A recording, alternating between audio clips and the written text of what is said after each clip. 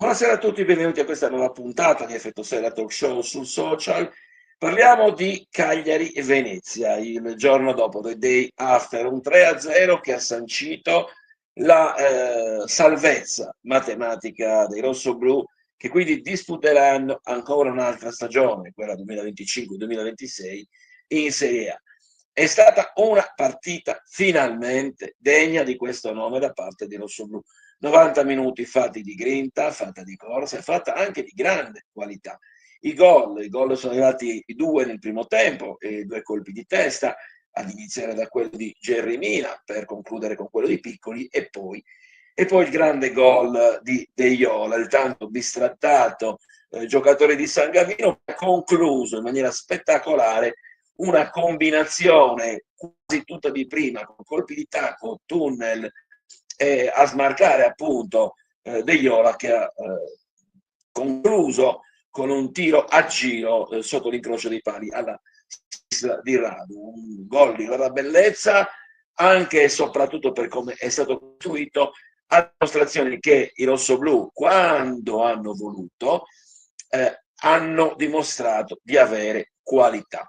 Quella qualità che è il caso di dire, né con l'Udinese, tantomeno quella col Como, ha dimostrato di possedere. E questo cosa vuol dire? Da una parte, certo, c'è da festeggiare, perché la salvezza è vero, è uno scudetto per il Cagliari, per le cosiddette provinciali, quindi continuare a stare nella massima serie significa essere di Serie A. Questo lo disse anche Cellino: Serie A Sardegna, resta in Serie A. E questo vuol dire tanto dal punto di vista non solo sportivo, ma anche geografico, turistico, di appeal, anche di contributi, se vogliamo, da parte della Lega Calcio, da parte delle emittenti sportive, da parte delle piattaforme sportive. Dall'altra, però, continua a restare un po' di amaro in bocca. Non è il momento di fare processi, non è il momento di dire, però è innegabile che vista l'alta qualità, e qui voglio fare un applauso a tutti i giocatori, allo staff e al mister per la prova offerta proprio ieri sera, è innegabile che forse in qualche partita il freno a mano è stato tirato. Non so se più per paura del tecnico, per paura dei giocatori, oppure per le contingenze, cioè per quello che è capitato durante la partita. Il Cagliari, quando ha voluto, basti pensare a Torino con la Juve, in casa contro il Milan, se l'è giocata alla pari con tutti. Quando ha voluto, quando si è trattato di giocare, come si dice in questi casi, a faccimanda, come dice lo stesso Davide Nicola. Ecco, quella faccia tosta che nelle ultime settimane era completamente sparita. Cagliari impaurito, un Cagliari molto guardingo, difensivista, incapace di contrattaccare, incapace di arrivare primo sul pallone, con tanti errori nelle letture dei passaggi. E questo Cagliari aveva un +8 e stava arrivando davvero a essere rinvischiato nella lotta per la retrocessione. Così non è stato, il Cagliari si tira fuori e lascia alle altre concorrenti il momento per lottare, per evitare i posti all'inferno, quindi all'inferno della Serie B. Detto che il Monza ormai è in Serie B da parecchio, con la sconfitta di ieri il Venezia ha più di un piede in Serie B, anche perché ha 29 punti, a 31 c'è la coppia Empoli-Lecce, che insomma l'unica possibilità per il Venezia è che domenica prossima il Venezia vinca in casa con la Juve, che lotta ancora per un posto in Champions League, e Empoli e Lecce non facciano punti a loro volta. Ecco, forse ecco perché parliamo di più di un piede in Serie B. Detto questo, è stato un campionato davvero con le saliscendi, con una partenza discreta, con una bella fetta di campionato, potremmo dire, anonimo, e questa partita col Venezia che ha regalato davvero tanta gioia ai tifosi rossoblù, che anche per il prossimo anno potranno godere dello spettacolo di Serie A. E visto quello che sta succedendo in giro per l'Italia, direi che è un grandissimo risultato. Ne parleremo anche più avanti, ma di sicuro gli interrogativi sono tanti, ad iniziare da cosa succederà a questa squadra domani, se verrà confermato lo zoccolo duro, il blocco della squadra, o se verranno riscattati i vari giocatori. Ad esempio Gaetano è obbligatorio, nel momento in cui si è raggiunta la salvezza matematica, il Cagliari è obbligato a riscattarlo. Ci sono in ballo i cartellini di Caprile, di Adopò e il cartellino di Piccoli che ha raggiunto quota 10 gol.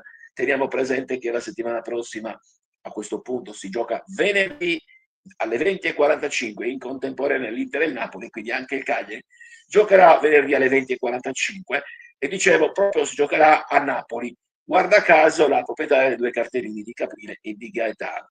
Vedremo cosa succederà, vedremo se il Cagliari la affronterà come una partita, come giusto che sia, corretta, come ha fatto il Genoa, se vogliamo, oppure giocherà, come si dice in gergo, con l'infradito, già con la mente in vacanza, dando via libera ai festeggiamenti al Maradona. Gli occhi di tutta Italia saranno puntati sul campo dove giocherà l'Inter, dove giocherà il Napoli.